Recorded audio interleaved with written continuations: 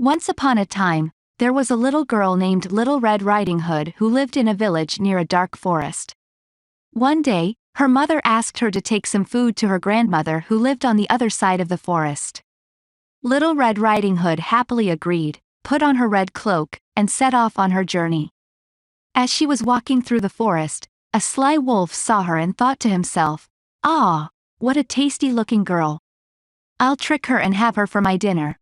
So the wolf crept up to Little Red Riding Hood and asked, "Where are you going, little girl?"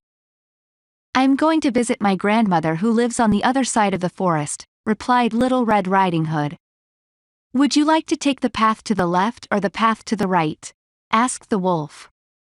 "I usually take the path to the right," said Little Red Riding Hood. "Well then, I'll take the path to the left and maybe I'll get to your grandmother's house before you do," said the wolf with a sly smile. Little Red Riding Hood continued on her way, but the wolf ran ahead and arrived at the grandmother's house before her.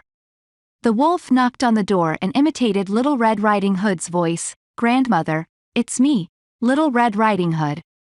I've come to visit you and bring you some food." The grandmother, who was hard of hearing, replied, "Come in, my dear." The wolf opened the door, ran to the grandmother's bed, and gobbled her up. He then put on the grandmother's nightcap and gown, got into bed, and waited for Little Red Riding Hood to arrive. When Little Red Riding Hood arrived, she noticed that her grandmother looked strange. "What big ears you have, grandmother," she said. "The better to hear you with, my dear," replied the wolf, imitating the grandmother's voice. "And what big eyes you have, grandmother," said Little Red Riding Hood. "The better to see you with, my dear," replied the wolf.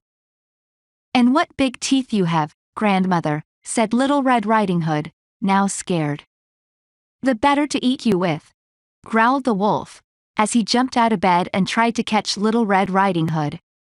But Little Red Riding Hood was clever and quick. She ran out of the house and into the forest, with the wolf chasing after her. Just as the wolf was about to catch her, a woodcutter appeared and scared the wolf away with his axe. The woodcutter then took Little Red Riding Hood safely to her grandmother's house. They found the wolf sleeping soundly in the grandmother's bed and, with the woodcutter's help, they managed to cut open his belly and rescue the grandmother. From then on, Little Red Riding Hood and her grandmother were more careful when they went into the forest, and Little Red Riding Hood never spoke to strangers again.